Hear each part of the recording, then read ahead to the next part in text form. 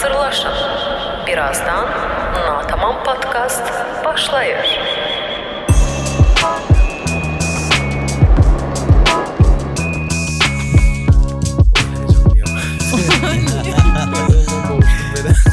Qəşəng.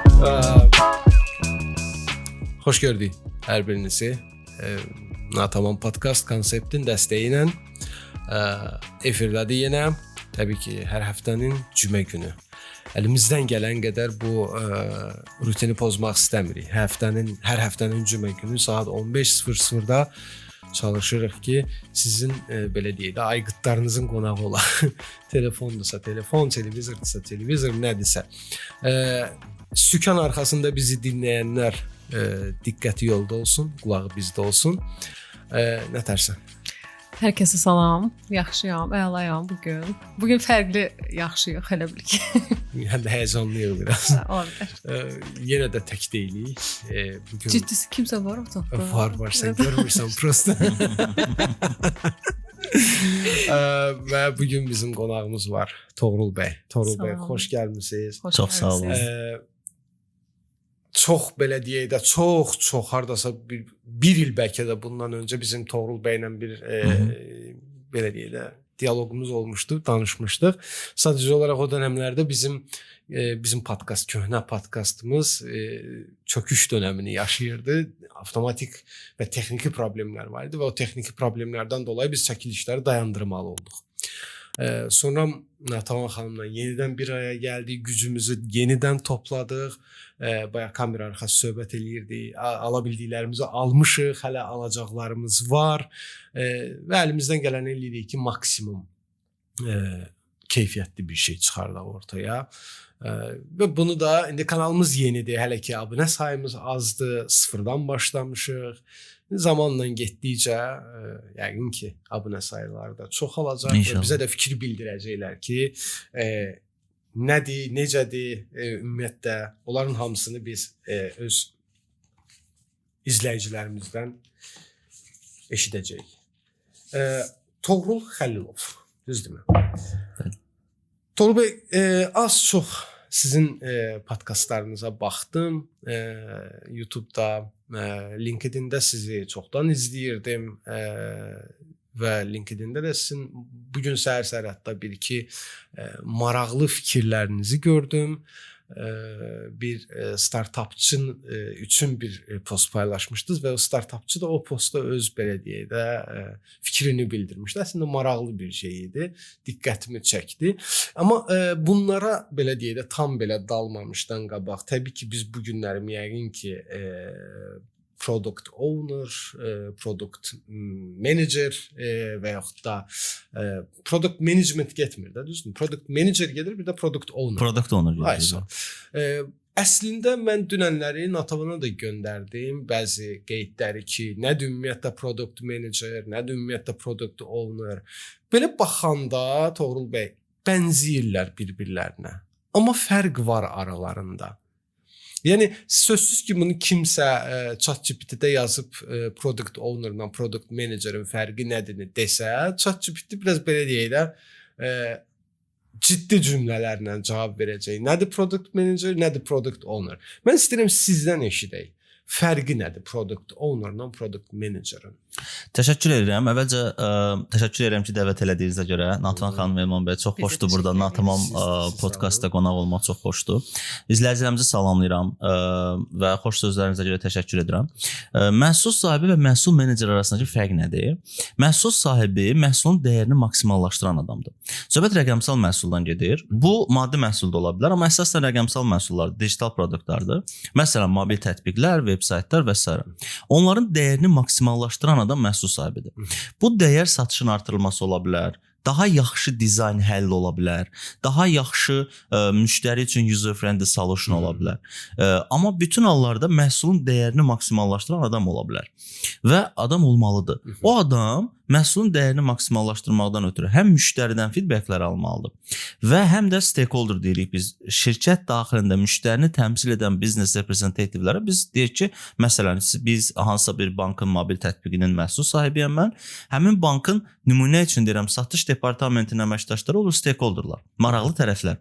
Onlardan feedback gəlir, amma onların özlərinin istəyi deyil də bu müştərinin sözüdür. Stakeholder müştərini təmsil edən adamdır. O adamdan gəlir rəylər ki, müştəri filan şey istəyir, filan feature istəyir, filan funksionallığı istəyir. Mən də gedirəm onu komanda ilə paylaşıram və komanda onu icra edir. Məhsul sahibi komanda və stakeholder və ya belə deyək, müştəri arasındakı körpü rolunu oynayır. Amma eyni zamanda məhsul sahibi məhsulun dəyərini maksimallaşdırmaqdan ötürü hipotezlər irəli sürür, fərziyyələr irəli sürür. Bu fərziyyə olmaya bilər, uğurlu olmaya bilər, fərqi yoxdur. Amma bütün hallarda məhsul sahibi bu hipotezləri, bu fərziyyələri irəli sürməlidir ki, məsələn, mən inanıram ki, bu personanın, bu hədəf kütlənin belə bir ehtiyacı var. Bu məhsul sahibidir. Məhsul meneceri isə bu məhsul sahibi bir məhsula cavabdeh olan adamdır. Məhsul meneceri isə bir neçə məhsula cavabdeh olan adamdır. Və daha çox, məsələn, qlobalda product manager dedikləri adam bizim product owner dediyimiz adamdır, remote. Bəzən izləyicilərimizə deyirəm ki, bəzən səhv salmasınlar bunu. Ona görə də deyək ki, remote iş axtarırlarsa, job responsibility daha detallı baxsınlar. Çünki bəzən job responsibility də product manager bir məhsulun məhsul sahibi olur. Amma bizdə adlandırılan, biz bunu product manager və ya tribe lead adlandırırıq və ya bəzi təşkilatlarda Azərbaycanda stream lead adlandırılır və ya product lead adlandırılır. Amma bütün hallarda məhsul sahiblərinin lideri, belə deyək, belə adlandırmaq olar ki, hal-hazırda mən də həmin pozisiyadayam, məhsul sahiblərini liderlik edirəm və artıq məhsul sahibi deyiləm. Siz əvvəl amma əvvəl məhsul sahibi olmuşam, eyni zamanda məhsul sahibi üzrə təlimlər tədris edirəm, amma hal-hazırda pozisiyam məhsul sahiblərini liderlik edirəm və indiki sizin sualınızın cavabı mən əslində product manageram, hal-hazırda məhsul meneceri.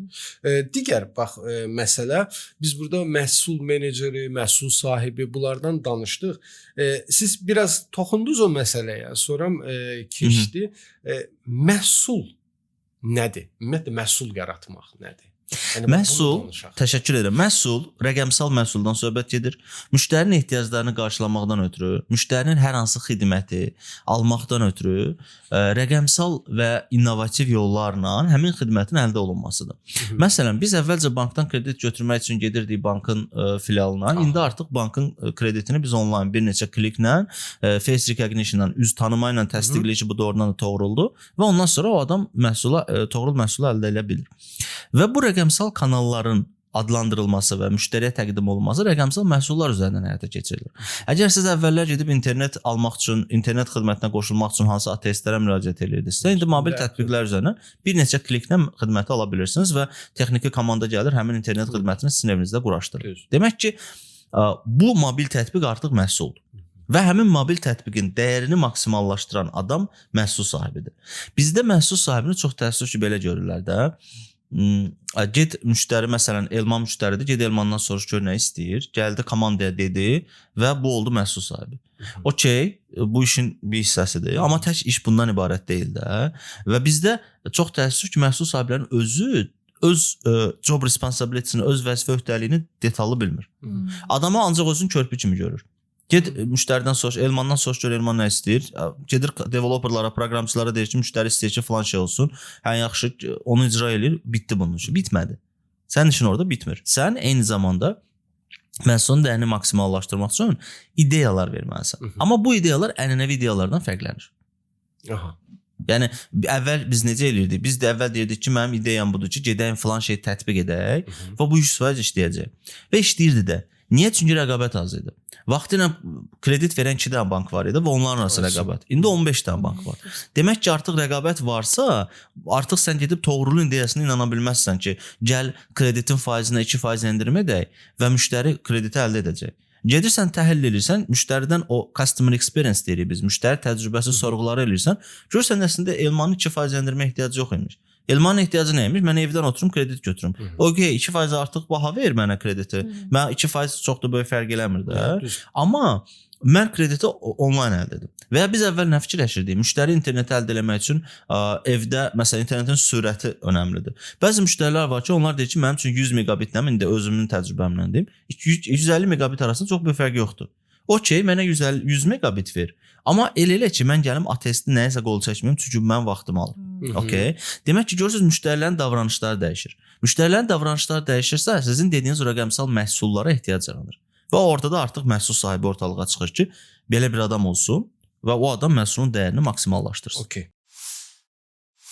Torpaq, su, o ne eksik tahta. Bir də tahta. Taxta. Bunu çəksəydik ya. Çəkir. Neyse. Doğru. Hə, всё. Natavan, ver sual. Şükür. Yəni Elman elə bildim ki, ancaq sən danışacaqsan. danış. Gedirdim uje. Toğrul bəy, xoş gördük təkrar. Təkrar xoş. Deməli bir zat yox, elə bir şey yox. Neçəncidə? Mənə əslində nə maraqlı gəldi. İlk bu işə necə qərar verirsiniz ki, mən bu işi görməliyəm. Ümumiyyətlə belə biraz başdan danışsaz ki, haranı bitirmisiniz, bu işlərə necə mənə maraqlıdır yəni. Təşəkkür edirəm suala görə. İqtisad Universitetini bitirmişəm. Hərbi xidmətdən sonra ilk iş yerim bankda, Banko Bakuda kredit mütəxəssisi olmuşam. Və kredit mütəxəssisi olandan sonra əvvəl dedim ki, satış mütəxəssisi olacağam. Yaşım az idi, təcrübə də az idi. 21 yaşım var idi. Dedim ki, mən bir gün satış adamı olacağam falan. Biraz yaş artandan sonra başa düşsən ki, sən əslində bu işi sənin xarakterin bu işə uyğun deyil. Satış mütəxəssisi olmaq yaxşıdır. Satış yaxşı işdir, amma mənim xarakterimə uyğun deyil. Demək ki, mən nəsə fərqli bir şey eləməliyəm. Mən insanlarla ünsiyyət qurmağı sevirəm, amma satış adamı qədər yox. Demək ki, mənim xarakterimə uyğun elə bir şey olmalıdır ki, ünsiyyəti sevsin, kommunikasiyanı sevsin, amma satış olmasın o iş. Və biraz araşdırandan sonra məhsul yaratma o vaxtda icralı yox idi. Waterfall, yəni ənənəvi yanaşma idi, şəlalə metodu idi. Hansı ki, biz gedirdik müştəridən tələbləri götürürdük. Məhsulu hazırlayırdıq, sonra müştəriyə təqdim edirdik. İndi bu məhsulu hissə-hissə təqdim edirik. Yəni incremental approach deyirik biz buna, yəni əcəl yanaşması deyirik. Vaxtıyla o yanaşmada Kapital Bankda 2 dəfə təcrübəm olub. Məhsul sahibi o vaxtı məhsul yaratma üzrə mütəxəssis belə adlandırılırdı. İndiki məhsul sahibi. Amma yenə də eyni yanaşma idi. Yəni bir adam bir məhsula cavabdeh idi. Sadəcə adı dəyişib. Sadəcə adı dəyişib, bəli. Və o vaxtı yanaşma waterfall idi, şəlalə metodu idi, indi olub ənənəvi metod. İndi olub əcəl. Mən başa düşdüm ki, mən kommunikasiyanı sevirəm, insanlarla ünsiyyət qurmağı sevirəm, amma satış adamı qədər yox. Məhsul sahibi satışı bilən adam olmalıdır, amma satış adamı qədər yox. Məhsul sahibi təhlili bilməlidir, amma biznes analitik qədər yox. Çox üzr istəyirəm. Hansı daha çox bilməlidir? Satış adamı daha çox bilməlidir? Əlbəttə satış adamı. Satış adamı. Amma məhsul sahibi hərəsindən biraz bilən adamdır. Məhsul sahibi startapçıdır. Biraz satışı bilir, biraz marketinqi bilir, biraz təhlili bilir, biraz data analitikanı bilir, biraz müştərilə ünsiyyəti bilir. Amma heç birisinin peşəkarı deyil. Və o adamdan çox yaxşı məhsul sahibi olur. Scrum'ın rəsmi YouTube kanalında ekspertin dediyi bir fikir vardı. Çox xoşuma gəldi. Deyir, bir adam məhsul sahibi ola bilməkdən ötürü onda 2 şəxsi keyfiyyət olmalıdır. Birincisi, adam quickly decision maker olmalıdır. Sürətli qərar verə bilən adam olmalıdır. Təcili bir problem var. Məsələn, internet xidmət göstəririk biz və mobil tətbiqimiz var. Mobil tətbiqi təcili dayandırmaq lazımdır. Məhsul sahibi deyir, dayandır. Bu qərar səhv ola bilər. Yüzlərlə müştərinin şikayətinə səbəb ola bilər. Amma kritik qərardır. O sürətli qərarı verə bilən adam məhsul sahibidir. İkincisi, müşahidə qabiliyyəti yüksək olmalıdır. Adam insanları müşahidə eləməlidir ki, onların problemlərini müşahidə eləsin və nəticədə ona uyğun həll təqdim edə bilsin ki, bayaq adlandırdığım hipotez, yəni fərziyədə məhz o deməkdir. Mən ondan sonra başladım bir neçə təşkilatda məhsul sahibi kimi çalışmağa və ilk iş yerim, ilk menecer belə menecment təcrübəmdə məhz indiki çalışdığım Astercom şirkətindədir ki, məhsulların idarə olunması sektorunun müdiri olaraq çalışıram. Var mı digər sualın? Yoxdursa mənim bir sualım Tamam. var. Sən istəyirsən soraya fikirlər. Tamam. Bizim söhbətimiz bu gün məhsullar ətrafındadır. Yəni məhsul. Bir qeydim var mənim burada. Çox maraqlıdır. Siz hal-hazırda bir məhsulu idarə edirsiniz, düzdürmü? Bəs olubmu ki, sizin çox sevdiyiniz hansısa bir məhsulu dayandırmalı olmusunuz? Və niyə? Çox sevdiyim bir məhsul dayandırmalı olmuşam, bəli, çox təəssüf. Mən həyat sığortası şirkətində çalışırdım. Paşa Həyat Sığortada. Orada çox yaxşı bir məhsulumuz vardı, investisiya məhsulu idi. İnvestisiya məhsulu indiki bankların əmanət məhsuluna oxşar bir məhsul idi, gəlirli həyat sığortası. İndi fəaliyyət göstərir, amma o vaxt müştərilərimiz daha çox idi. Deməli, bankların dolların əmanət məhsuluna rəqabət apara bilmədik biz. Çünki insanlar məntiqli olaraq banklara daha çox investisiya eləmək istədilər, əmanət məhsulunu daha çox almaq istədilər. O məhsulu dayandırmaq demək də, yəni biraz satışlar azalmış oldu. Çünki banklarla rəqabət aparmaq sırf bu məhsul üzrə, bu stream üzrə, bu istiqamət üzrə çətin idi. Və bundan əlavə təcrübəmdə olub ki, qurduğum məhsullardan biri devalvasiyaya görə dayanıb. O da belə deyək, Kapital Bankda mikrokredit məhsulu idi. Vaxtı ilə qurmuşduq. Sadəcə biz məhsulu dayandırmaq məcburiyyətinə qaldıq. Çünki devalvasiya oldu və insanlar devalvasiya olanda birbaşa mikro bizneslərə daha çox təsir edir və ona görə biz həmin məhsulu dayandırmalı olduq. Bu mənim ilk məhsul təcrübəm idi və o məhsul dayandı. Bu da çox normaldır. Bu adama çox yaxşı təcrübə verir. Məhsul davamlı inkişaf edəndə və məsələn bir adam 6 il, 7 il eyni məhsulda işləyəndə o daha az təcrübə verir insana. Nəinki bir insan 4-5 məhsulda işləsin və onlardan biri fail olsun, 3 uğurlu olsun, biri satışı azalsın. Bu adama daha yaxşı təcrübə verir. Səhv etdikcə öyrənirsən. Bəli, 100%. Və bir sual yarandı. Heç belə bu dəqiqə bizim danışdığımız mövzuya aid deyil də. Ağlıma bir sual gəldi. Deyir, ümumiyyətlə o fikir deyilir. Mən bilmirəm, o fikirlə bu günə qədər bir konkret bir cavab verən olmayıb ki, bu doğru fikirdir və yaxud da yanlış fikirdir. Deyirlər, məsəl üçün adam bir yerdə çox işləməməlidir. Bir ildən bir atıram, bir ildən bir, 5 ildən bir iş yerini dəyişməlidir. Bu nə dərəcədə doğru bir şeydir ümumiyyətlə? Məncə doğrudur. Çünki mən özüm tez-tez dəyişmişəm. Ona görə ki, bezirəm bir iş yerindən. Mühitdən bezirəm, məhsuldan bezirəm. Çünki məhsul yaratma, product management dediniz bayaqlar. Product management marketinqin bir qoludur. Marketinqin müxtəlif qolları var da, yəni sosial media marketinq, ənənəvi marketinq, marketinq kommunikasiyaları və s. Biri də məhsul yaratmadır. Məhsul yaratma fərqi yoxdur. Waterfall işləyirsiniz, agile işləyirsiniz. Məhsul yaratma marketinqin bir qoludur. Və bu adamlar yaradıcı adamlardılar. Nə qədər ki biz texniki işlərə də getsək, biz API inteqrasiyalardan danışsaq, məhsul sahibi nə qədər indi bəzi fikir formalaşıb, TPO anlayışı formalaşıb, technical product owner, mən qəbul eləmirəm onu. Texniki product owner anlayışı qəbul eləmirəm. Məhsul sahibi anlayışı var. Texniki məhsul sahibi yoxdur. Məhsul sahibi çünki texniki adam deyil. Məhsul sahibi biznes adamıdır. Məhsul sahibi yaradıcı adamdır deyə onlar gedib texniki işlərin içərisinə girməyə o qədər də mən doğru hesab eləmirəm. Bəli, hər an öz işi var və onu komandaya həvalə eləmək lazımdır. Və komandaya inanmalısan ki, komanda gedib onu cover edə biləcək. Və sən bizneslə məşğul olmalısan.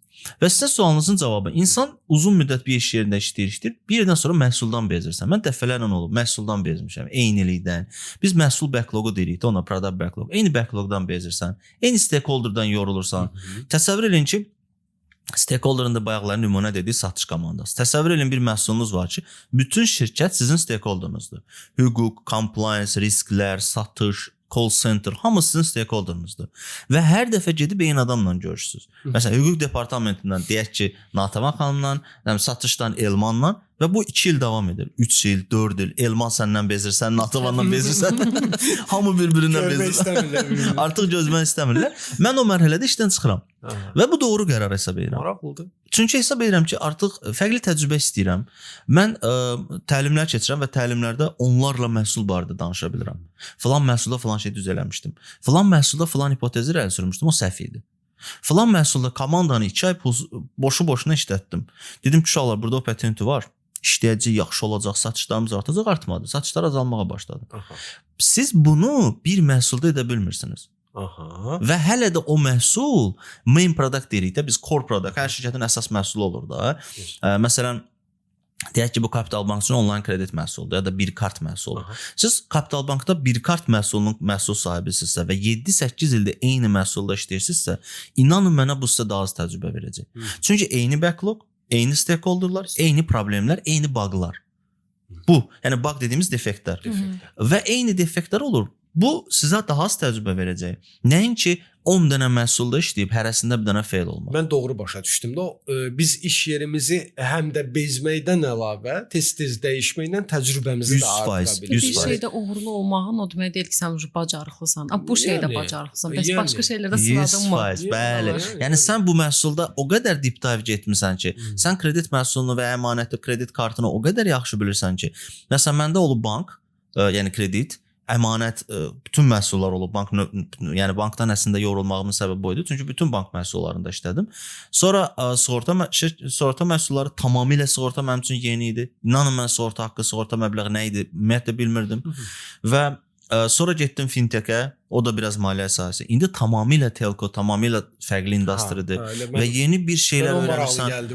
Və yəni tamamilə texniki işlərin içərisinə girmişəm indi. Məsələn, avadanlıq olaraq texnikada, device olaraq, mesh avadanlığı, STP, ONT, OTT bu şeyləri öyrənməyə başlamışam. Okay? Mən deyək ki, 3 ay əvvəl bunları bilmirdim. Görün fərqli industridir, fərqli sənayedir. Bəli, özü bu hiss eləyirsən, özün də hiss eləyirsən ki, fərqlidir. Və onda o maraqlı olursan, sıxıcı olmur. Hər gün yenə də bu işə gedirəm. Bəli. Toğrul bəyin dediyinə gəlib. Bəli. Üçümüz bir-birimizi görməkdən Selma çıxırsan işdən. Və bu da motivasiya olsun. Çox iş yerini dəyişməyən adamlara motivasiya olsun. Çox qəribə gəlir mənə. Bir insan 10 il eyni yerdə necə işləyib. Dəyişən bax mən əslində sizin düşündüyünüzün əksini düşünürəm. Niyə? Yox, indiki işlədiyim sferada mən hardasa 4-cü ilimi tamamlayacağam. Çox. Amma bilirsiniz nətərdir? Yəqin ki kameranın imkan verər də mən fikrimi bitirmək istəyirəm, demək istəyirəm. Bilirsiniz nətərdir? Söhbət bu deyil. Mən bundan qabaq başqa yerlərdə işləmişəm və çox uzun illər işləmişəm və istəmədiyim Natavanası çox bilir. İstəmədiyim işlərdə işləmişəm. İşte valideynlərin təkidi ilə valideynlərin səni görmək istədiyi yerdə gedib daim olmuşam və orada parıldamamışam dırnaq arasında və indi mən parıldamağa başlamışam. O da bəlkə də mənim daxilimdə olan bir acılıqdır da ki, mən vaxtı ikən bunları görməmişəm. İndiki işim mənə o qədər ləzzət eləyir ki. Yəni o qədər, yəni baxın, mən bəlkə də 6 il, 7 il bundan qabaq mənə desəydiniz ki, kimsə mənim yanında danışsaydı ki, mən səhər durub işə getmək üçün çox həvəslənirəm, mən gülərdim həmən adama. Mən o tip idim. Amma indi özüm eləyəm. İndi bir şey də ola bilər. Bəlkə sən hələ də işlədiyin yerdə nələrsə öyrənirsən, bu sənə maraqlıdır. Nə vaxt ki, adam doyur, da mən bunu öyrənəcəm, bir şey yoxdur deyəndə sıxılırsan. Və mənim bu işə qəbul olanda içimdə bir şey var idi, şübhə var idi. Mənə təklif gələndə bu işlə bağlı. Mən dedim, yox, bu sahə, bu sfera mənlik olmayacaq. Hətta dedim, baxın, mən bir ay gələcəm, baxacam görüm, mənlik deyilsə, siz sağ, mən salamı. İnanın, heç bir ay çəkmədi. 2 həftənin tamamında mən o adama dedim ki, mən buradayım, vəssalam. Yəni, və sən demişkən, hər gün başladın, inkişaf eləməyə, başladın öyrənməyə, daha maraqlı şeylər gördün və s. və ilaxır. Bilsən, bizim millətdə də belə bir şey var. Bu şeyi bir belə orta bir məclisdə falan danışanda sənə biraz bir qəribə baxırlar ki, nə artist eləyirsən də sən sevmirsən işimizdən. Amma vallahi gerçəkdən elədir. Bir də bir şey deyim, bir iş yerində uzun müddət işləmə mənə komfort zonasında qalmaq kimi gəlir. O da var. Komfort zonasından çıxmırsan. Mənim dediyim sözüm. 10 il eyni iş yerində işləyən adam, bizdə var 40 ildə Aztelekomda işləyir. O vaxtı Bakı Rabitə İdarəsinin vaxtından falan. Abi adam Azərqazda işləyir 40 ildir. Get biraz da Azərsuda işlə. Bəlkə ora maraqlıdır. Deyir ki, özüm gözüm öyrəşib, buradakı adamları çox istəyirəm, komandanı çox istəyirəm. Oradakılar da pis adamdır öyle, oradakılar da yaxşı adamdır. Onlar da bizim xalqın nümayəndəsidir. Get orada biraz söhbət elə, bəs onlar da yaxşı adamdırlar da. Çoxu da şey də var, biraz qalın vəzifəm artarsa. Amma artmır da. Artmır, heç nə də dəyişmir. Və komfort zonası kimi gəlir mənə. Yeni bir şey öyrən. Xüsusilə də məhsul sahiblərində bu var. Məhsul sahibləri bankda işləyən, mən əsasən background bank olduğuna görə bankdan tanıyıram. Adamlar o qədər eyni sahədə işləyir və o qədər yaxşı bilir. Deyirək, məhsulu öyrənmişəm, işim gedir, maaşımı alıram, okey də, bir hamında var, hipoteka var, maşının krediti falan. Və deyirəm, okey də, gedir də, yəni çax dönür. Amma hansı ki, sənin daha xoşbəxt olmağın üçün sən oradan çıxıb, məsələn deyirəm, bankdan çıxıb Azərselə getsən, inan ki, bu sənə daha yaxşı xoşbəxtlik gətirə bilər də, daha səni xoşbəxt edə bilər. Çünki fərqli industriyadır, fərqli insanlardır, fərqli кейslərdir. Bax, fikirlə razıyam. fikirlə razıyam ki, hə, belə olmalıdır. Bir də mən sən keçən səfər Amma deyirdim. eləyirəm. Komfort zonanı. Bir Hə, dənə mən söz də var. yazdım bunu. Deyir komfort zonanı çox tərk eləməkdən çox orada elə bir yüksək level qoyursan ki, ona da çata bilərsən. Məsəl üçün həmişə də önəmli deyil sən oranı tərk eləyəsən. Yüksək özünə hədəflər qoyanda zaten məsəl üçün siz indi o hədəflərə görə irəliləmisiniz. Sənin də hədəfin hələ ki burada, yəni biz səni demirik, nə yaxşı, işdə yaxşı, işdən çıxma. İşdən çıxma. Çıxma hələ ki öyrən. Amma həqiqətən də dəyişim çox gözəl bir şeydir. Həyatın Bəli, hər alanda. Bəli. Dostlar, konseptin dəstəyi ilə Natamam podkast davam eləyir və yavaş-yavaş sonlara doğru gəlirik, amma sonlara tam belə yaxınlaşmamışdan qabaq mənim Toğrul bəydən soruşmaq istədiyim bir-iki məsələ var. Bayaq danışdınız o komfort zonası. Ora qayıtmaq istəyirəm, komfort zonasına. Xahiş edirəm, bu mövzuya Natavan, bu verilişdə, bu podkastda son qoyuruq və mən əmin olmaq istəyirəm ki, insan komfort zonasını tərk eləməlidir yoxsa tərk eləməməlidir? Tərk eləməlidir. Niyə? Allah insanı mənfəətpərəst yaradıb da. Biz nə isə eləyəndə mütləq fikirləşirik ki, mən bunu eləyəcəm, nə əldə eləyəcəm. Hamımız beləyik. Normaldır, insan şuurudur. Biz kamera arxasında bayaq sağlam qidalanmadan danışırdıq. Bunu niyə edirik? Okay? Və sizin dediyiniz məsələ, insan komfort zonasından niyə çıxmalıdır? Mən bu komfort zonasından çıxsam nə əldə edəcəm? Birincisi ona baxmaq lazımdır. Əldə edəcəyimiz o olacaq ki, insan xoşbəxt olması üçün insanın hansısa məqsədlərinə çatması lazımdır. Burada söhbət kiçik quick win-lərdən söhbət getmir. Hansı ki, məsələn siz deyək ki, xoşbəxtlik hormonu dopamini artırmaqdan ötürü məsələn şokolad yeyə bilərsə arta bilər. Amma bu qısa müddətlidir. Uzun müddətli üçün biz hansısa məqsədimizə bağlanmalıyıq. Və məqsədimizdə əlçatan olmalıdır. Və məqsədə çatmaqdan ötürü biz komfort zonasına çıxmalıyıq. Demək ki, mən xoşbəxt olmağım üçün mənim bir məqsədim olmalıdır və o məqsədə çatmalıyam. Və məqsədə çata bilməkdən ötürü komfort zonasından çıxmalıyam. Komfort zonasından çıxmayanda nə baş verir? Heç bir məqsədimə çatmıram və xoşbəxt olmuram. Yəni bu təsdiqlənmiş bir şeydir və hər birimiz bunu praktikada yoxlaya bilərik. Məsələn, mən hər il ərzində planlarımı yazıram. 2024-də 7 dənə, hər il 7 dənə plan yazıram. 7-nin xüsusi bir mənası yoxdur, belə xüsusi bir ritualı falan yoxdur. Sadəcə təsadüfən. Ora aparıb bağlamayı xahiş edirəm. Manifesting aparıb. Aldım, mutlu falan. Qəbul etdim falan. Elə şeylərə inanmıram. Yəni çalışmağa daha çox inanıram, nəinki o manifestingə falan, evrənə göndərməyə falan. Göndərin evrənə. Yəni yəni o çox türk elmi mütəxəssis çox yaxşı deyir. Göndərir evrənə deyir nə qədər göndərirsən. Mən hələ oradan geri dönən deyir görməmişəm, amma yenə sizə göndərin. Mən çalışmağa daha çox inanıram. 7 məqsədim vardı. Məsələn, o məqsədlər nə idi? Deyək ki, mən öz sahəm üzrə beynəlxalq sertifikat almaq istirdim. Çünki mən inanıram ki, insan nə iş görsün, onun nəzəri hissəsini bilməlidir. Siz 10 il mühasibə ola bilərsiniz. Amma sizin nəzəri bilikləriniz zəif ola bilər. Siz sadəcə praktikada gəldiniz, hər gün işlədiyiniz proqram təminatında işləri standart işlər gördünüz, getdiniz. Amma bu siz yaxşı mühasibsiz demək deyil. Siz 10 il getdiniz, müştəridən tələbləri topladınız, gəldiniz, bunu komanda ilə paylaşdınız. Siz yaxşı məhsul sahibisiniz demək deyil. Sizin nəzəri bilikləriniz olmalıdır. Gördüyünüz işin nəzəri biliklərini bilməlisiniz. Bu gün 7 il, 8 il təcrübəsi olan məhsul sahibi var ki, hipotezin nə olduğunu bilmir. Data əsaslı qərar verməni tam anlamayıb. Evidence-based management, sübut əsaslı idarə etmənin nə olduğunu bilmir. Experiment loop'un nə olduğunu bilmir və bu məni çox narahat edir. Və mən hesab edirəm ki, İnsan nə iş görürsə öz sahəsində peşəkar ola bilməkdən ötürü mütləq nəzəri bilikləri olmalıdır. Nəzəri bilikləri əldə etməyin birinci yolu kitablardır və məncə ən yaxşı yolu öz sahən üzrə beynəlxalq sertifikat almalıdır. Beynəlxalq sertifikat almaq üçün mənim öz sahəm üzrə 5 dənə beynəlxalq sertifikatım var. Bu 5 beynəlxalq sertifikatdan ayrı adamlar da var, amma 5-nə birdən sahib olan məndən başqa ölkədə cəmi 2 nəfər var. Ümumi 3 nəfərik. Bəli. Və o sertifikatları almaq üçün hədəf qoydum qarşıma ki, mən bu sertifikatları almaq istəyirəm. 1 il ərzində 7-8 ay müddətində birinci sertifikatı hazırlaşdım 3 ay. 3 aydan sonra özümə 1 həftə istirahət verdim. Ödülləndirdim, ciddi elədim 1 həftə. 1 həftədən sonra növbəti sertifikatı hazırlaşdım. O sertifikatı aldım, sonra 1 həftə istirahət. Bunu heç pozmadan disiplinli şəkildə elədim və 5 dənə sertifikatı ard-arda aldım. Okay? Və bu cəmi 7-8 ay ərzində baş verdi. Və ya məsələn izləyicilərimiz üçün maraqlı ola bilər. Mən 10 ildən çox siqaret çəkmişəm və siqareti tərk etmişəm. Və siqaret alıcısıydım.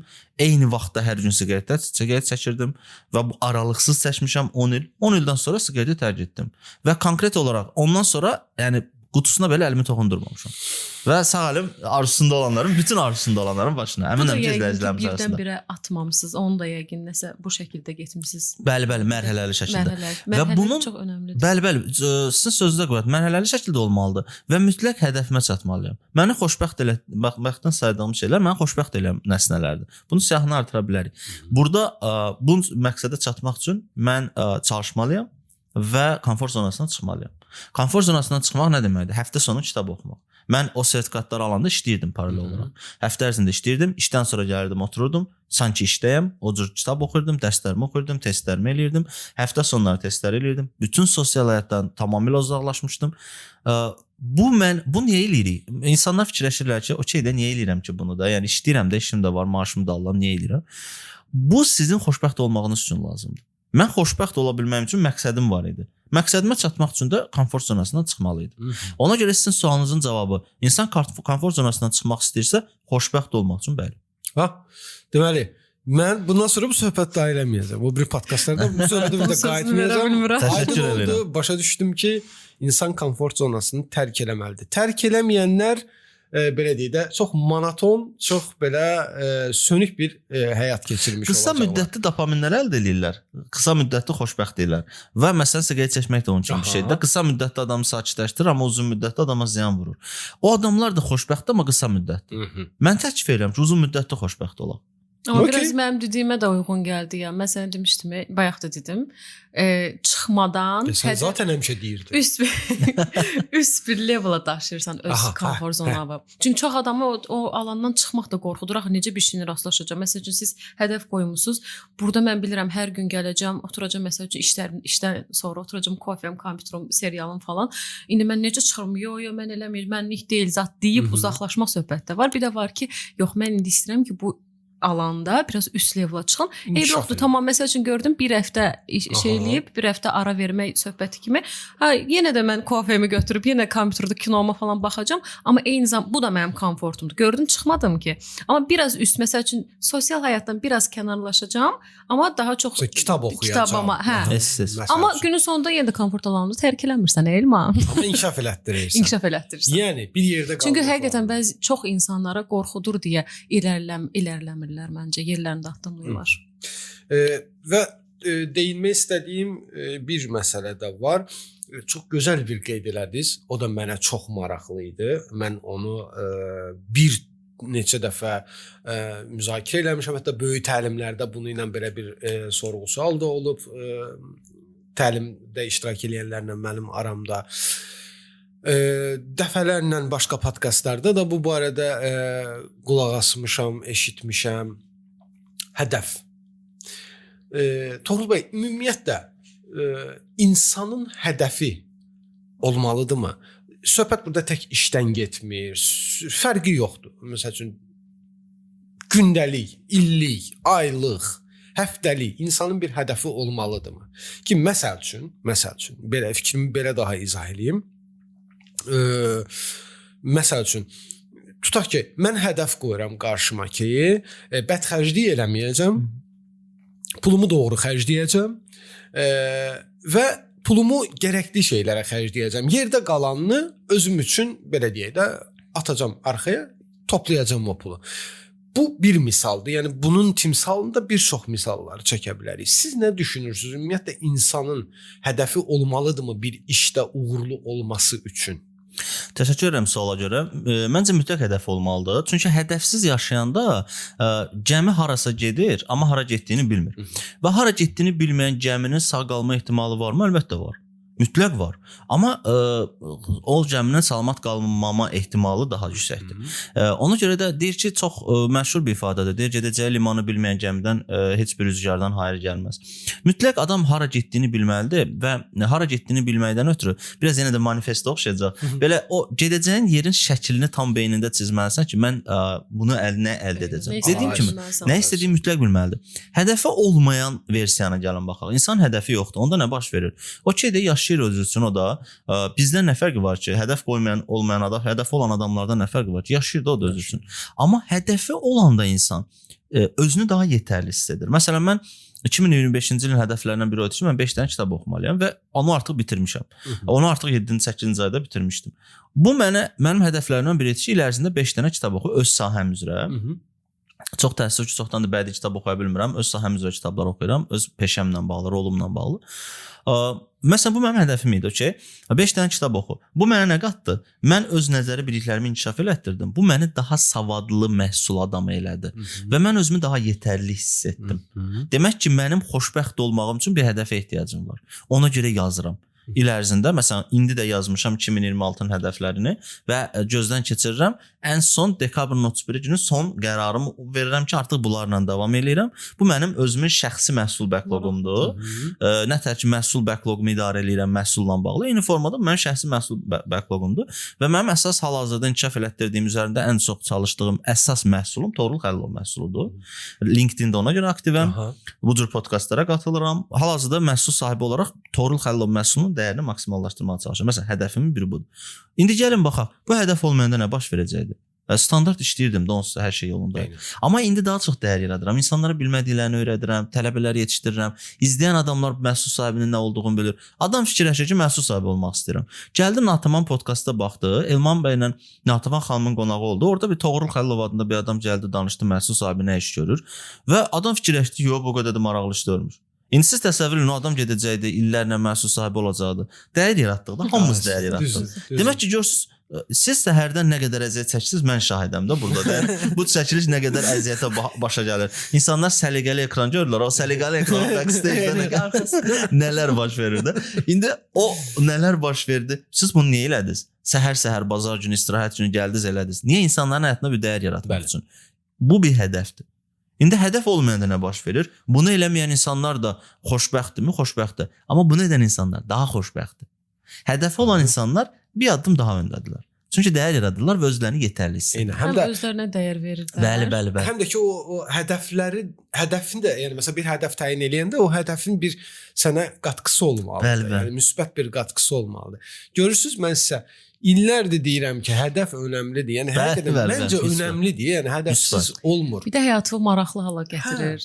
Bir var ki, başqaları ilə yarış halındasan, bir də var ki, özünlə bu səfər yarışırsan. Bu daha gözəldir. Bayaq Toğrul bəyin dediyi kimi, yəni hədəfi olmayan adam da bizimlə eyni yaşayır da, amma onun üçün belə deyək də, yəni günəş yenə açıldı. Amma hədəf olan adamın məsələn 5 dənə kitab oxuyacağam öz işimlə bağlı, özünə qatqısı oldu və yaxud da başqa bir, yəni superdir. Hədəfiniz olsun, hədəf qoyun. Mən sual vermək istəyirəm Elman. Buyurun. Tamam. Mən də sual verirəm. Bu əslində mənə də maraqlıdır. Çünki biz də müştərilərlə işləyirik də, yəni xidmət sektorundayıq da əslində. Müştərilərində kaprizləri falan olur zaten. Məsəl üçün görürsüz ki, sizə yaxınlaşır ta ki müştəri və siz zaten işinizin əhli adamsınız da. Bilirsiniz ki, burada ya o adam qazanmayacaq, ya da nəsə bir itki olacaq, da nəsə bir sual yaranıb. O müştəri necə ikna edirsiniz ki, həm fikrində biraz belə yumşalmaya getsin, sizi də dinləsin, həm amma kaprizli olanda da çox dinləmir də, yəni o da var. Yəni necə ayaqlaşa bilirsiniz? Müştərini necə yola gətirə bilirsiniz ki, həm sizin də dediyiniz olsun, onun da dediyi olsun? Təşəkkür edirəm. Məhsul sahibi məhsul üçün, müştəri üçün dəyər yaradan adamdır, amma eyni zamanda biznes üçün dəyər yaradan adamdır. Mən məhsul sahibi olaraq və ya məhsul adamı olaraq belə deyək, product manager olaraq müştərini düşünmə məcburiyyətindəyəm ki, müştəri yüksək sürətli internet əldə eləsin və yaxud da TV xidmətimiz var, TV xidmətimiz var. Fürsətdən istifadə edib məhsullarımızı reklam edirik. TV xidməti məhsulumuz var. Məsələn, o xidmətdən istifadə elədim. Mənim dərdim odur ki, müştəri sürətli internet alsın. Amma eyni zamanda biznesi də düşünmək məcburiyyətindəyəm. Demək ki, bu ikisini paralel apara bilən adamdır məhsul sahibi. Və bəzən olur ki, müştərilərlə ünsiyyət qurmaqda hamımız çətinlik çəkirik. Müştərinin Steve Jobs'ın çox dəyərli bir sözü var və istəyirəm ki, bütün hər yerdə bunu deyim də ki, deyir, müştərinin nəyə ehtiyacın olduğunu bilmək müştərinin öhdəliyi deyil, sənin öhdəliyindir. Mən bura gəlməmişdən əvvəl Waze-in, siz mənə linkini göndərmişdiniz. Biz Waze yaranmamışdan əvvəl bilmirdik ki, Waze kimi bizim ehtiyacımız var. Bunu kim kimsə qurdu, biz bildik. Və ya özümüzün yerli məhsulumuzu demək istəyirəm. Turboaz hamımızın istifadə etdiyi məhsuldur. Amma biz bilmirdik də bizim belə bir ehtiyacımız var. Onu kimsə qurdu və başa düşdük. Demək ki, məhsul sahibi bax o adamdır, o ehtiyacı tapa bilən adamdır. Kaprizli müştərilərə gəldikdə isə müştəri bəzən bayaq dediyim kimi nəyə ehtiyacın olduğunu başa düşmür. Özü istəklərini deyir, amma əslində əsl istəyi o deyil. Bunu tapıb ortalığa çıxartmaq da məhsul sahibinin vəzifə öhdəliyidir. Kaprizli müştərilərlə necə ünsiyyət qururuq? Əgər mənim Nativan xanımla ünsiyyətim alınmırsa, bu mənim problemimdir. Bax, mənim illərlə kommunikasiyada, özümdə, işimdə, elədiyim səhvlərdə, uğursuzluqlarımda, faillarımda, çünki uğursuzluqlarımdan daha çox danışmaq istəyirəm. İnsanlar hamı uğurlarından danışır. Uğursuzluqlar adamı indiki bəli, 100%. Və həmin o faillərimdən də gördüyüm o idi ki, problem məndədir. Hamı gəlir Nativan xanımdan çox xoş, pozitiv ünsiyyət qura bilir. Bir dənə Toğrulda alınmır. Problem Toğruldadır. Abi bunu qəbul elə. Problem səndədir. Mənim hansısa müştərinin ünsiyyətim alınmırsa, mən demək ki, hal-hazırda o moodda deyiləm. Demək ki, bəzi adamlar var ki, onları çoxlu dinləmək lazımdır. Sadəcə baş verirsən, dinlədiyini göstərsən. Onu sakitləşdirir. Bəzi adamlar var ki, sadəcə adam çox danışan deyil, deyir qısa kəs, nə istədiyimi ver mənə, gedim. Kaprizli müştəri ilə necə davranırıq? Yalnız səbirli olaraq. Əgər biri od olanda, biri su olmazsa, o ünsiyyət alınmayacaq. Və bütün hallarda xüsusilə gənc həmkarlarıma tövsiyə edirəm. Gənc məhsul sahibləri mənə yazırlar. Çətin adamdır. Bizim bir dənə hüquq departamentinin direktoru var. Çətin adamdır filan. Abi çətin adam deyil. Sən ünsiyyət quranmırsan. O adamın kimsə dostu var da. Hamının dostu var.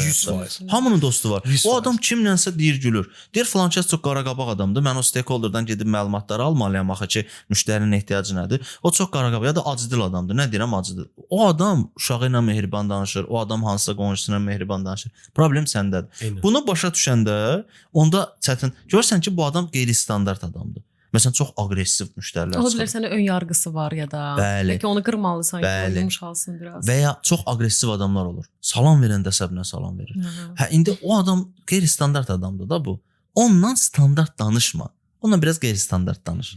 Biraz damara görə qan al. Biraz təcrübəm mənə bunu qatıb ki, problemi insan özündə axtaranda onda daha çox ünsiyyət alınır. Nəinki durum deyim ki, Elman aqressivdir, Natavan da pozitiv deyil. Sən kimsən bəs? Səndən nə oldu? Hamı pisdir, bir sən yaxşısan. Bir də empatiya da qurmaq lazımdır. Bəli. Hətta bu yaxınlarda dünən yox, sırayı gün bizim supervizorla bir söhbət gedirdi, işdə söhbət edirdi. Belə bir кейs olmuşdu. Deməli, bizim satış nöqtələrinin rutin ziyarəti var da, həmişə gedib gəlirik və bir satış nöqtəsi var. Ora bizim həmişə bir əməkdaşımız var. O gedib gəlib. Ondan sonra elə olub ki, o əməkdaş işdən ayrılıb, mən getməli olmuşam ora. Və getmişəm, adam mənə qarşı elə aqressiya göstərib də ki, yəni söhbət eləməlisən də satıcı ilə. Mənə qarşı elə aqressiya göstərdi. Mən də insani bir şeydir də. Gəldim səhər-səhər bizim supervizorla danışdım. Amma o nə adamdır ya, onunla yola getmək olmur. Dün nə danışsan deyirsən? Filan kəs onu tərifləyir axı gedir. Nə gözəl yola gedirlər. Deyirəm o nətər ola bilər də. Deyirəm arasız orada. Sonra yadıma düşdü ki, həmin bu adam, kim ki onunla münasibəti yaxşıdır, mənim dəfələrlə getdiyim adamın yanına bir dəfə də o gedib, o eyni şey gəlib deyib ki, filan kəslə nətər deyir, Elman onunla yaxşıdır axı deyir. Bu belə bir şey düzdür. Demək ki, problem məndədir. Onu düz vurğuladınız. Hətta onu çox gözəl dediniz. O günkü enerjindən də ola bilər. İndi sizin yenə də o gəldi manifestə. Həqiqətən elədir. Məsəl üçün bəlkə də elə bir şey yansıdırsan, heç bir şey deməyəndə belə o adamı belə aqressiv, qıcıq yaradırsan o adamda. Çox yaxşı dediniz, empatiya qurmaq. Adamın uşağı xəstədir. Adamın uşağı xəstədir, biz də bu günləri ondan ünsiyyət qurmaq istəyirik. O səndən pozitiv danışamayacaq. Uşağı xəstədir. Uşağı indi bu dəqiqə həkimdən gətirib. O heç vaxt pozitiv ola bilməz, gülə bilməz. Və ya başqa adamın canı böyrəyi ağrıyır. Sən də dirəşmirsən ki, yox, mən məhsul sahibiyəm. Təcili mənə requirement. Mən feature var, onu qurmalıyam. Adam böyrəyi ağrıyır. Mən olub ki, məsələn, mənə deyiblər ki, komandada filan kəs çox çətin adamdır və neqativ adamdır, onu uzaqlaşdırmaq lazımdır, ümumiyyətlə işdən çıxartmaq lazımdır. Mən də özüm üçün sevirəm belə challenge-ləri. Özüm üçün başladım. Yaxşı adamam deyə eləmədim bunu. Yəni bunu elədim ki, görüm ümumiyyətlə hara qədər bacarıram mən. Biraz səbir göstərdim. Əslində o adam çox pozitiv adamdır. Sadəcə onun üzərinə çox gediblər və onu bullying eləyiblər. Onu bullying eləyiblər. Tək qalıb divara o belə küncə dirənib və başlayıb aqressiya eləmək ki, məndən əl çəkin. Sanki adam hayqırır, qışqırır ki, məndən əl çəkin. Onun üçün də çox pozitiv bir adam çıxdı, deyib gülan adam çıxdı. Sonra onu komandaya qatdıq. Amma qata bilmədiyim də olur. Onu da etiraf edirəm ki, komandaya qata bilmədiyim də olub. Deyiblər ki, Elman neqativ adamdır. Mən də neqativ yanaşmışam. Elman neqativdir. Elman əsəbi adamdır. Mən də fikirləşmişəm əsəbi deyilmiş, yazıq əsəbi deyilmiş. Mən də getmişəm Elmanla o cür ünsiyyət qurmuşam və komandaya qata bilməmişəm. Təcrübəm az idi, bunu da bacarmamışam. Bacarmadıqlarımı da sayıram ki, insanlar nəsə bacarmayanda bunu normallaşdırsınlar. Süper, amma çox xoşum gəldi. Yəni adamlar deyib ki, o pisdir, o pislik gedib. Yəni pis zat deyil də. Görürsən, bu da bir yarış halıdır. Bu da bir challenge dəstəki. Çox gözəl. Və enerji. Çox gözəl. Dostlar, təbii ki, konseptin dəstəyi ilə podkastımız davam edir. Konsept Antikafeyə təşəkkürümüzü bildiririk. Bizə yaratdığı şəraitə görə. Natavanın sualı var idi. Səhv eləmirəmsə Toğrul bəyə. Oradan davam edeyim, mən də suallarımı verəcəm. Burada o belə bir şey yazılıb mənə prosta. Toğrul bəy, hal-hazırda bilirsiniz ki, süni intellekt dövründəyik və 2026 üçün deyirlər ki, bu daha da belə bir qorxuducu da ola bilər, amma eyni zamanda işimizdə də çox yaradığına görə deyirlər ki, yaxşı yerə getmirik də. Yəni bu süni intellektlə o apasındır. Məncə baxır necə istifadə elədiyimizə, həm də ki hələ yaxşıyıq da, hələ biz nə qədər gərək irəliyə gedək, hələ 2030-lara qədər vaxtımız var. Nəysə, sualımı vermək istəyirəm ki, sizin işinizdə süni intellektin rolu müsbəti ilə, mənfisi ilə, plus biraz bir qorxu falan varmı ki, gələcəkdə mənim işimi də əlimdən ala bilər ya da bizim işimiz artıq süni intellekt sabah görsə, yəni mən artıq başqa bir şeylərə yönəlməliyəm deyirsinizmi? Buyurun. Məhsul sahibi üçün belə bir risk yoxdur. Çünki məhsul sahibi insanlarla ünsiyyət qurur. Əgər kim ki insanla ünsiyyət qurursa, orada süni intellekt onu tam cover edə bilmir. Məsələn, süni intellekt məhsul sahibini cover edə bilməyəcək. Yəni biz süni intellekt Toğrulu birə-bir əvəz eləyə bilməyəcək. Mütləq insana ehtiyac olacaq. Amma kimlər qabaqda olacaq? 2030-cu ilə baxsaq, 2030-da kim yaxşı məhsul sahibi sayılacaq? Süni intellektdən çox yaxşı istifadə edə bilən adamlar. O adamlar daha yaxşı. Yəni süni intellekt mənim asistanımdır, mənim köməkçimdir. Və o köməkçini necə işlədəcəyim mənim belə deyək də artıq skilllərimə, mənim bacarığıma qalıb. Demək ki, mən bir məhsul sahibi olaraq süni intellektdən istifadə eləməliyəm. Süni intellekt məni əvəz eləyə bilməyəcək, çünki insanla ünsiyyət lazımdır. Kimin ki işi ünsiyyətlə, məsələn deyirəm, nümunə üçün deyirəm, biznes analitikinin işlərinin böyük hissəsini mən deyək ki, AI toollar üzərindən edə bilirəm. Biznes prosesinin optimallaşdırılması, value stream mapping və s. value stream analizi, mən bunu eləyə bilirəm. Və bir biznes analitik üçün bu riskdirmi? Bəli, riskdir. Gələcəkdə bu çox böyük bir, belə deyək də, çox böyük risk yarada bilər ki, biznes analitiklər ümumiyyətlə olmaz, onların işini süni intellekt əvəz edə bilər. Ya və yaxud da data analitiklər. Amma harda ki, insanla ünsiyyət lazımdır, orada, yəni siz deyən kimi, artıq köməkçi rolunu oynayacaq. Və süni intellektin ümumiyyətlə həyatımızdakı dəyişiklikdəki rolu odur ki, hər birimiz ondan belə deyək, istifadə edərək, faydalanaraq daha sürətli həyatımızı daha keyfiyyətli, daha yaxşı hala gətirə bilərik və gətirdik də. Yəni son 5 il əvvəl bu eləyə bilmədiklərimizi artıq süni intellektdən əldə edə bilirik, daha sürətli əldə edə bilirik və çox böyük faydası var. Süni intellekt yaxşı alətdir, baxır ondan necə faydalanırsan. Doğru istifadə eləməkdə. Bəli. Süni intellektdən doğru istifadə eləməkdə fayda var. Bəli. Yəni yanlış istifadə eləsən, o kinolar olur. Mənim ən çox sevdiyim film var idi. Bilirsən də mən qorxu filmləri sevirəm. Megan deyə bir film var idi. Bəlkə baxmısınız bilmirəm. Orada məsəl üçün süni intellekt robot insanlara qarşı da belə deyək başlayır aqressiya falan göstərməyə və süni intellektin belə bir şey də var. Mən belə bir şey oxumuşdum, eşitmişdim ki, süni intellekt məsəl üçün bu dəqiqə ən məşhuru, ən populyarı ChatGPT-dir də bizim istifadə elədiyimiz. İndi o Gemini-dir falan, o birislər sonradan gəlib. Bizə ChatGPT-də belə bir xüsusiyyət var. Onu özüm də test eləmişəm. Öyrənir. Bir şeyi məsəl üçün tutaq ki, hansısa bir nəyinsə reseptini istəyirsən də ondan. Tutaq ki, deyirsən ki, məsələn, dolmanı nətər bişirmək lazımdır. O sənə deyəcək ki, götürsən yarpaq alırsan, içinə qiymə bükürsən, olur dolma. Amma bir də var ki, ona o sualı, məsələn, mən həmişə işdə süni intellektdən nəsə sual verəndə uşaqlar mənə gülürlər ki, dastan yazırsansa onu. Deyirəm, dastan yazmıram, amma ona detaylar verirəm ki, o mənə düz cavab versin. Yoxsa məsəl üçün mən yazaram da, telefonda HDR nətər söndürərlər. Amma məsələn ki, o bilmir nə, tutaq ki, deyirəm, ChatGPT tutaq ki, bilmir nədir HDR. Mən birinci ona izah eləyirəm HDR nədir, bunu nə işlərdə görürlər. İndi sən düşün, sabah o müştəri ilə işləyir, müştəri buna sual verir. Bəli. Yox, amma bu indi cavab alana salana qədər hər şey müştəri axır deyir, bəsdir də yox oldu. Filan Xahiş şey insan nəfər oldu. gəlsin. Bura bir insan gəlsin, mənim suallarım cavablanır. Ki mən də əslində Toğrul bəyə o sual verəcəkdim ki, artıq o qədər gəlişdirib ki özünü, yəni konkret danışır və sənin hissləri falan da anlayır da, mən sənin yanındayam zat deyir falan adam biraz şey. Onu demək istirdim ki, bəs elə bir şeydə olsa necə olar? İndi sənin də deməyindən biraz sıxıla bilər, yenə də qarşısında insan, amma bəs əksi olsa, məsələn, bəzi insanlar deyəcəklər ki, çox gözəl anlayır da, yəni mənim hisslərimi də anlayır falan. Yəni yenə də sizin məncə siz çox ağıllı insansınız və də empatiyavızda. Siz həm mənəvi baxımdan dolusunuz və həm də bu ikisi bilirsən də çox hallarda olmur. Ona demək istəyirəm ki, məncə sizin bir B planınız falan vardır. Yəni tutaq ki, nəsə bir şey olsa, süni intellekt elədi, mənim işlərimi gördü. O zaman üçün bir B planınız varmı? Deyə də bilərsiniz o planın nə olduğunu. B planım yoxdur və məhsul sahiblərinə də deyirəm, narahat olmasınlar. B plana ehtiyac yoxdur. Çünki doğrudan da cover eləyə bilməyəcək. Bir yerdən sonra mütləq insan lazım olacaq.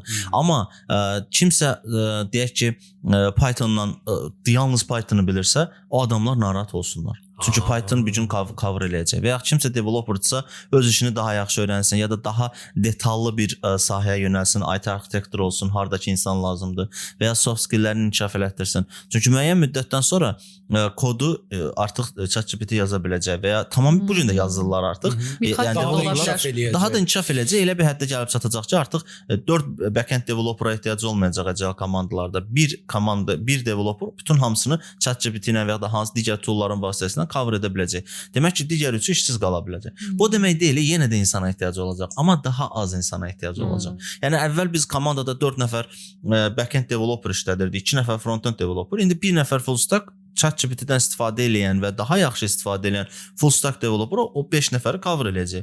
Şirkət qabağa düşdü, çünki 5 nəfərə maaş vermədi, 1 nəfərə maaş verdi.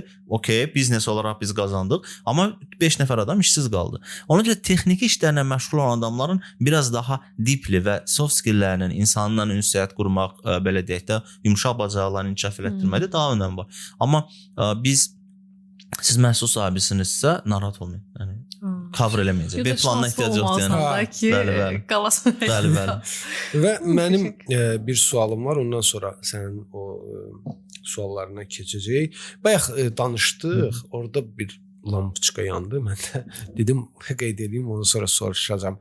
Sizin fikriniz sadəcə Toğrul bəy maraqlıdır. Çox maraqlı danışırsınız. Ona görə fikriniz çox maraqlıdır mənə.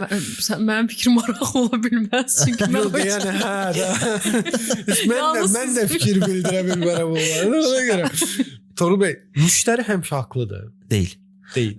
Müştəri həmişə haqlı deyil. Müştəri bayaq qeyd elədiyim kimi nə istədiyini bilmir. Bilməməlidir də. Mənim belə bir öhdəliyim yoxdur. Mən YouTube-a girirəm. Mən bir kontentə ehtiyacım var, amma nəyə ehtiyacım var bilmirəm. Bunu ortalığa tapıb çıxartmaq da artıq content creatorların, yəni sizin öhdəliyinizdir. Okay, YouTube önərməlidir. Bəli. Siz artıq tapıb ortalığa çıxartmalısınız ki, Toğrulun nə ehtiyacı var? Mən bilmirəm. Mən bilmirəm ki, dediyim kimi turboza ehtiyacım var idi. Mən bilmirdim ki, mənim volta ehtiyacım var. Evdə oturum yemək sifariş verin, buna ehtiyacım var. Mən bunu bilmirdim. Kimsə tapdı, çıxartdı ortalığa. Müştəri haqlıdırmı? Yox. Müştəri həmişə haqlı deyil. Müştəri nəsə istəyir, amma nə istədiyini bilmir. Elə biz də ondan ötürü varıq ki, get görün adam nə istəyir. Əsl istəyi nədir? Ona elə gəlir ki, onun nəyisə ehtiyacı var. Bayaq qeyd elədiyim, biz əvvəl, məsələn 10 il əvvəl gedib kampaniyalar elirdik, kredit kampaniyalar elirdik bankda mən işləyəndə. Mən nə edirdim? Gedirdim 2% endirim elirdim və zaminsiz. Bu kampaniya tuturdu. Çünki bayaq dediyim kimi bizdən başqa kredit verən yox idi və mənim ideyamı hamı da alqışlayırdı ki, Toğrul yaxşı məhsul işini bilirdi qardaş. Adam peşəkardır. İndi görürsən ki, onu eləyirsən tutmur. Niyə? Müştəri deyir, mən faizim aşağı olsun. Amma gedirsən ondan o customer experience-in o detalları var da, o customer experience mütəxəssisləri, CX mütəxəssisləri bunu çox yaxşı bilirlər. Onunla bağlı bir kitab tövsiyə edə bilərəm. Cindy Alvarez'in Customer Development kitabı. Kimsə istəyirsə mənə yazsın LinkedIn-də, mən onun kitabın PDF versiyasını göndərim, oxusunlar. Çox yaxşı kitabdır. Orada detallı yazır ki, müştəri əslində deyir ki, mən bu çaşkanı istəyirəm. Adamın istəyi çaşka deyil. Adam çay içmək istəyir. Adam çay içmək istəyir. Ona elə gəlir ki, çaşka istəyir. Ged ortalığa çıxart, ona tricky suallar ver, complicated suallar ver. Ortalığa çıxardasan ki, adam deyir mənə çay ver, istəyirsən nəlbəkidə ver, istəyirsən çaşkada ver. Mənə bir şəkildə çay ver. Okay? Amma getsə indi Elmandan soruşsa ki, Elman nə istəyirsən qardaş? O deyəcək ki, çaşka istəyirəm. Əslində Elman çay içmək istəyir. Sadəcə çaşkanı bir tool olaraq, vasitə olaraq görür. Demək ki, onu ortalığa çıxartmaq bizim işimizdir. Məhsul sahibinin işidir. Yəni müştəri həmişə haqlıdırmı? Xeyr. Bəs niyə bayraq eləmişik biz bu? Mən Azərbaycanlıyam. Bu Azərbaycanda daha çox eşitmirəm. Müştəri həmişə haqlıdır. Çünki pul verir axı. Yox, bizə də şirkətlər də görmüşəm ki, işçisinə izah edir ki, müştəri ilə mübahisə eləmə, müştəri həmişə haqlıdır. Bu yanlış fikirdir onda. Bəli, müştəri həmişə haqlı deyil. Deyir, bir daxili işçi var, bir də xarici işçi var. Daxili işçi bizim əməkdaşlardır, xarici işçi müştərilərimizdir. Daxili işçi haqlıdır.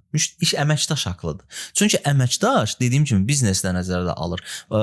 Müştəri olaraq siz nə istəyirsiniz? Siz istəyirsiniz ki, internet əldə eləyəsiniz. 500 megabit olsun internetin sürəti. Oyun da oynayarsınız, qırılmalar olmasın və bunu dövlət sizə tamamilə pulsuz versin. Amma elə deyil də. İndi siz bunun qarşılığında xidmət haqqı ödəməlisiniz. Müştərinin istədiyi oldu mu, olmadı? Adam istəyir ki, bankdan kredit götürsün, ümumiyyətlə bir qəpikdə faiz ödəməsin. Komissiya zat da ödəməsin. Borc kimi, əli borcu alsın 1000 manat, qaytarsın 1000 manat. Okay?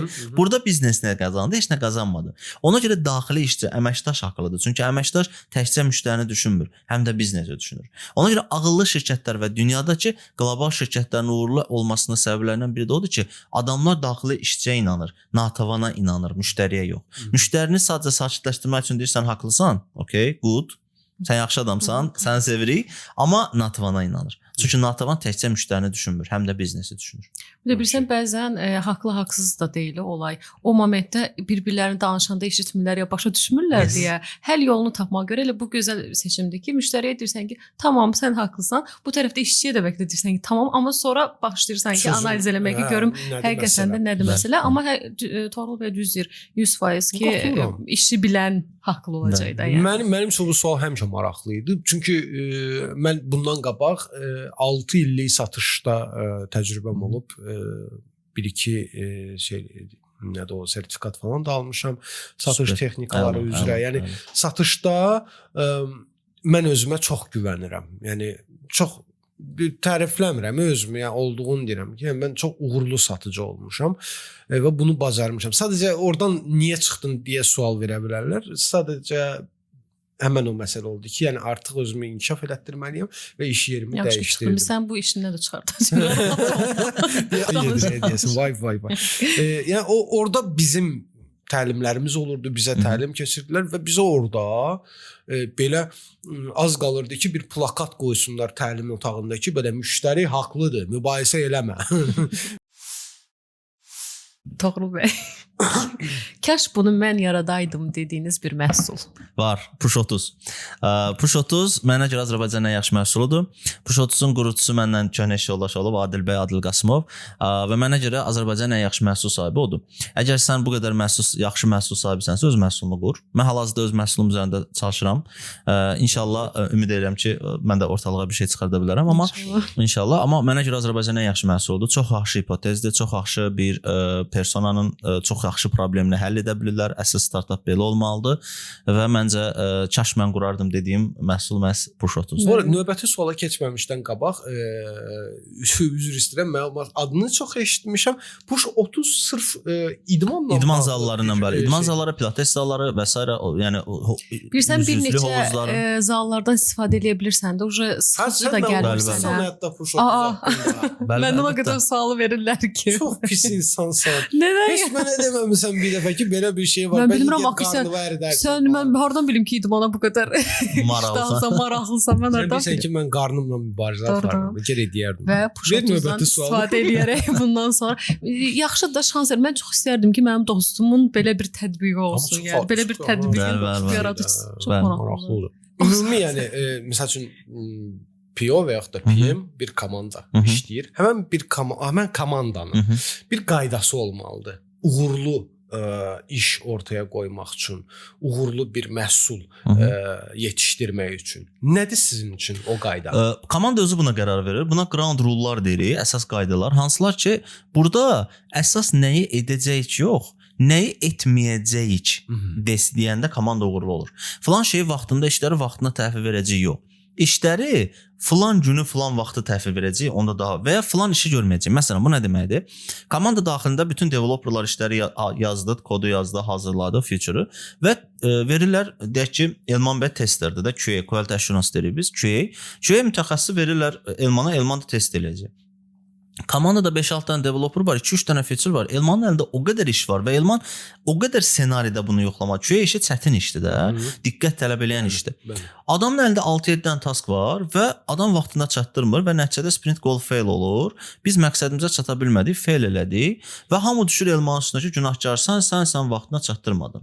Biz də nə edirik? Götürüb biz ona work in progress limit deyirik. Bunu sistemdə də edə bilirik. Texniki olaraq toollarda hansı ki, task management toollar var da, yəni Azure, Jira və s. kimi toollarda biz limit qoyuruq ki, work in progress-ə limit qoyuruq. Yəni bu nə deməkdir? Elmana maksimum 3 dənə task ver.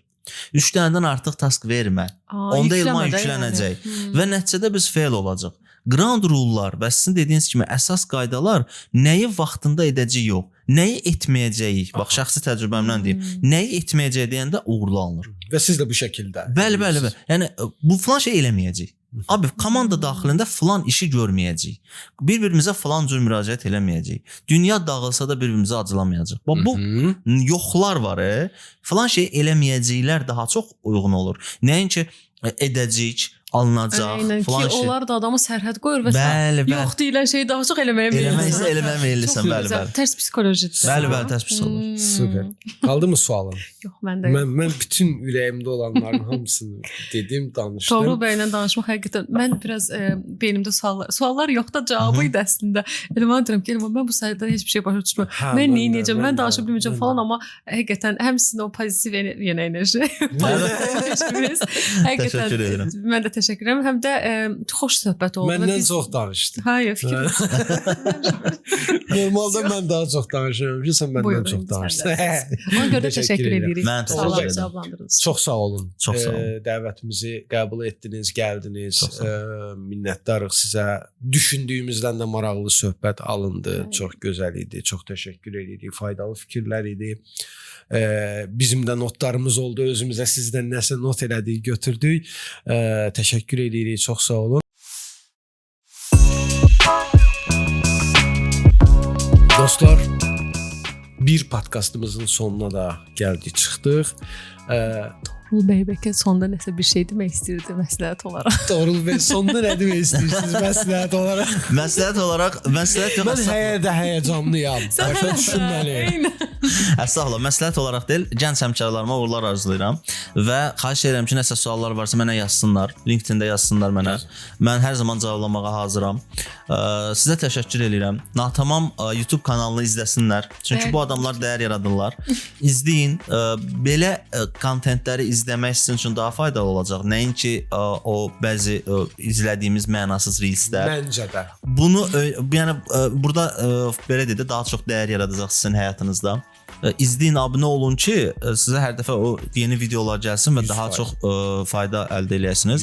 Natavan xanım, Elman bəy, təşəkkür edirəm. Çox xoş idi burada olmaq. Gənclərin həqiqətən sizin kimi fikirlərə, beyinlərə ehtiyacı var. Təşəkkür edirəm. Çox sağ olun. Buna bu dəfə bir daha da əmin olduq ki, doğrudan da və biraz da sevindiricidir Azərbaycanda belə bir bu sizin, yəni siz və sizin timsalınızda olan insanların olması çox sevindiricidir. Təşəkkür edirəm. Dostlar, kanala abunə olmağı unutmayın.